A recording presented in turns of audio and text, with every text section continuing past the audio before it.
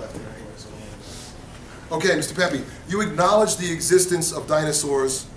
Where in the Bible does it explain the creation of dinosaurs?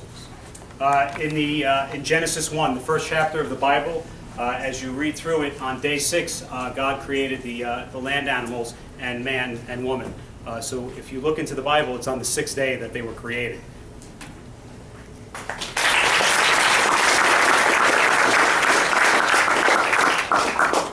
Dr. Jahn, if you do not know how the world began, then why do you so easily accept the theory of evolution? Great question. Because I'm a biologist, and the theory of evolution is a biological theory which explains life. Once again, there's this confusion. Evolution doesn't explain where the world came from, where the universe came from. Talk to the astronomers on that one. Invite them next time. Evolution is the most fundamental idea in biology. So evolution has nothing to do with the origin of a planet or a star or a solar system.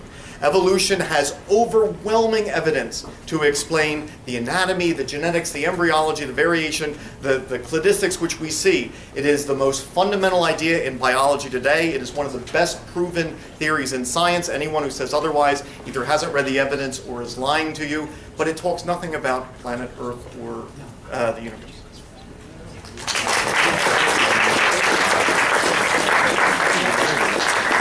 Okay, ladies and gentlemen, we don't have time for any more questions, though there are some really good ones in here. But we will give our distinguished guests 5 minutes each to sum up, and we will start with Dr. Jahn. Okay. Whenever you're ready, you have 5 minutes, and then Mr. Pepe will go.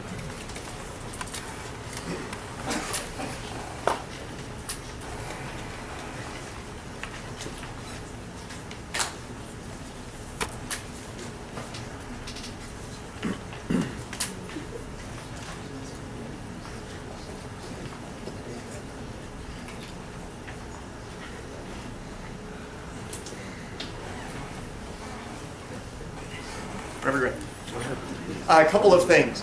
You may think that carbon dating is inaccurate. When you go home tonight, ask yourself who provided the petroleum in the car that you're doing. Is it geologists who use the geology standard time model or creationists? If you're so strongly believe that radiometric dating doesn't work, then use only petroleum that creation geologists provide. You will be walking home.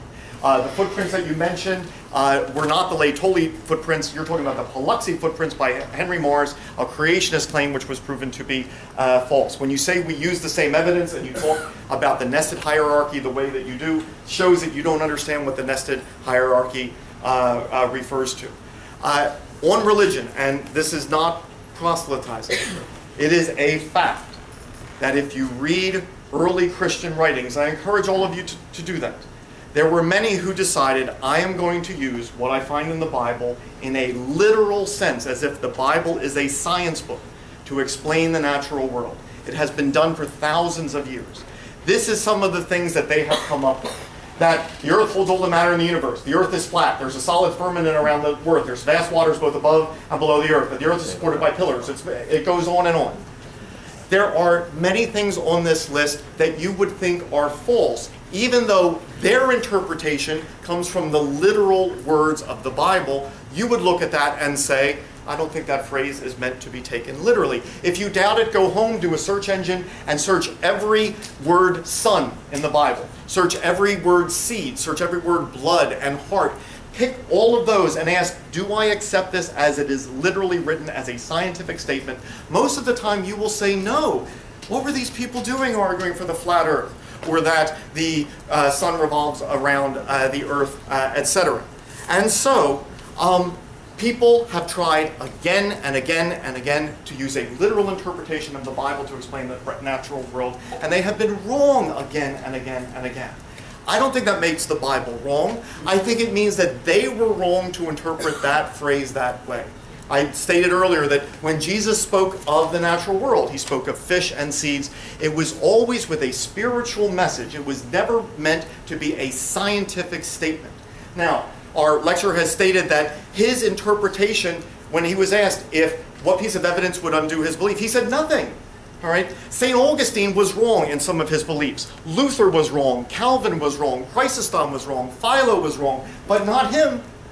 Every single belief has to be exactly true. There is no room for any error whatsoever. He opened with the statement of, Paul, please don't let us be vain. I think all of us should consider who's being vain as we consider evolution. Evolution gives us the classification of life which we use. You know what a bat is, and a mammal, and a vertebrate, and a butterfly. These are not kinds. When children speak of the natural world, they're not using the word kinds. They're using terms which only make sense in an evolutionary setting. And anatomical evidence supports evolution.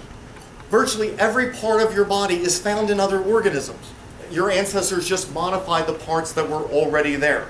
Not only are there similarities, and this is the key, there is a pattern of similarities, a nested hierarchy that only the evolutionary model supports. We can prove this. Amniotes are a real group. Mammals are a real group because whether it's the skeletal system, nervous system, endocrine system, etc., we can find the points which evolved here that all later amniotes share, or all later mammals share. The fossil evidence supports evolution. Notice that not once did he give an example, a fossil discovery, where a modern kind is known from the rocks which make up most of the history of life on Earth. Instead of trying to disprove evolution, why don't you try to prove creation? If you think that kinds have always existed, find one beetle, one mouse, one blade of grass from the rocks which make up most of Earth's history. Plus, when we look at these fossils, they are transitional forms, mixes of ancestral and derived features. The genetic evidence supports evolution. Most of your genes are contained in other animals. We observe microevolution, the same processes which would be needed to turn a chimp genome into a human genome is just an extension of what makes one of us different from another. This is the creative process. Our embryology supports evolution. The variation within groups, AIG says that these are the same kind. The difference between a mastodon and a mammoth is far greater from what separates a human from a chimp. Most creations already believe in evolution without knowing it. An overwhelming amount of evidence supports evolution. Anyone who says otherwise either doesn't know the evidence or is lying to you.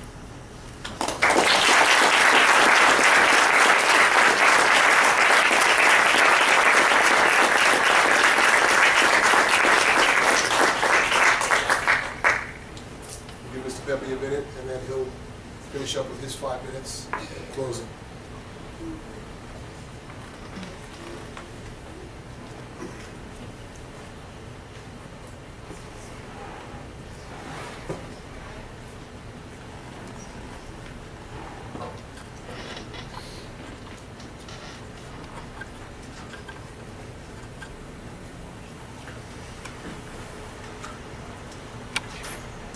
First, I would just like to say that my position is that I take the Bible at face value.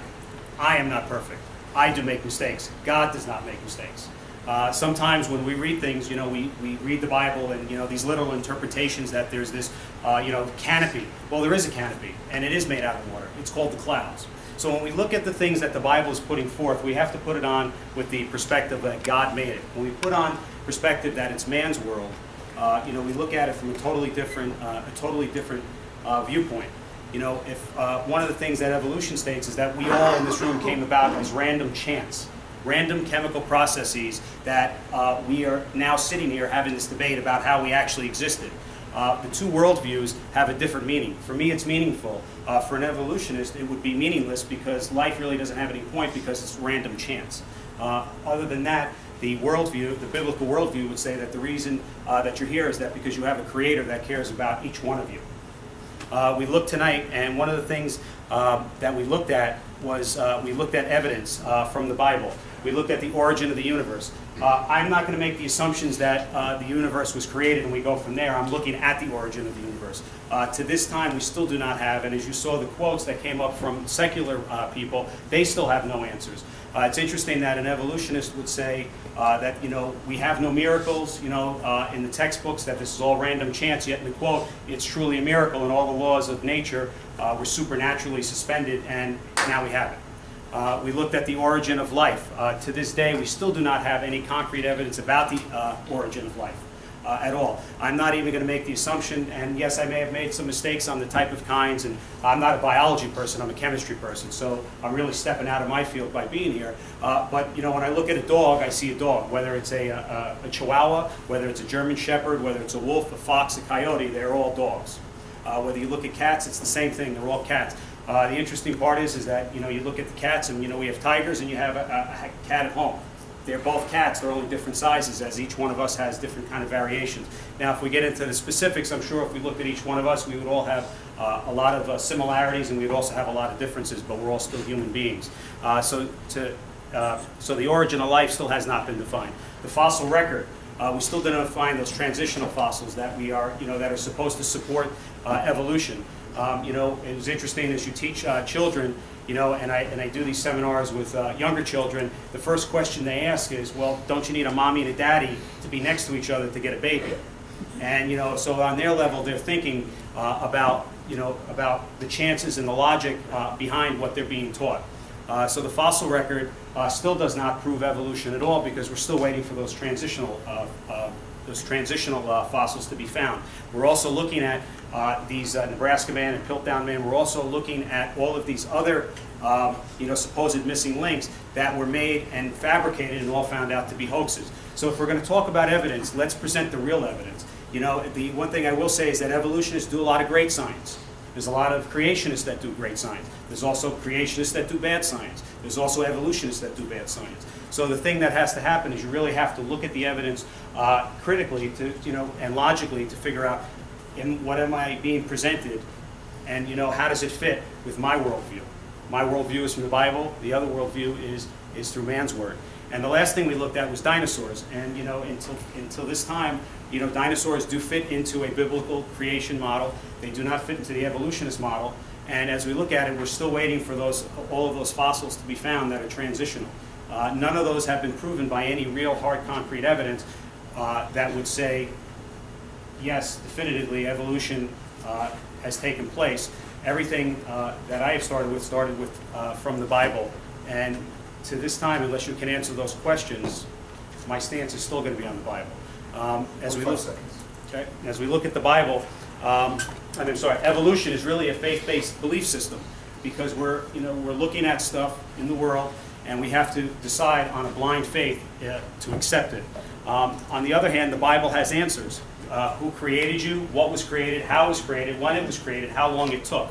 The greatest one who did it says you can have that personal relationship with them. The one who made it deeply cares for each one of you. It's not a random chance.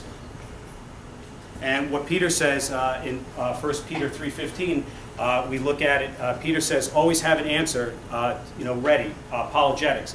And that's what I challenge each one of you to do, is if you disagree with either viewpoint, go home, pick up a Bible, and start to read it. And you know what? Maybe it'll speak to you, and maybe your viewpoint will change, maybe it won't. But don't let that be a deterrent to not, to accepting one or the other. You take the responsibility, and you find the evidence.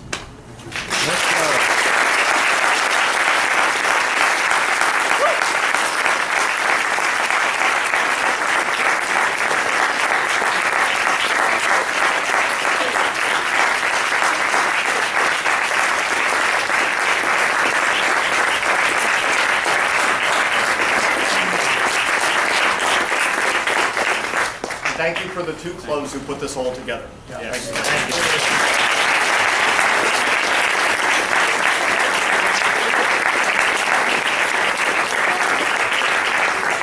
Just want to say, leave you with a final thought. Isn't it great to be human, that we can have these kinds of in-depth discussions, and we're all on our own journeys, and we believe what it is we want to believe, and all those wonderful things. And so I hope that you enjoyed this wonderful higher education discussion with two, obviously, very well read and learned men. And we thank you for coming. If you don't mind, you can go outside and congregate outside, and the gentlemen will be out after they get their stuff together. Okay? Everyone give him a round of applause.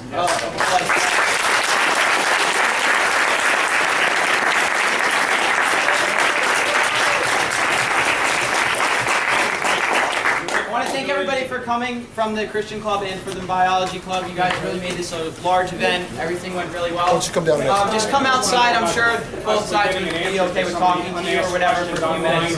Thank you. That's a good question. I'll ask them. Sure. Thank you very much. I'm sure that's possible. Go ask him again the chicken and the egg question. How do you stop?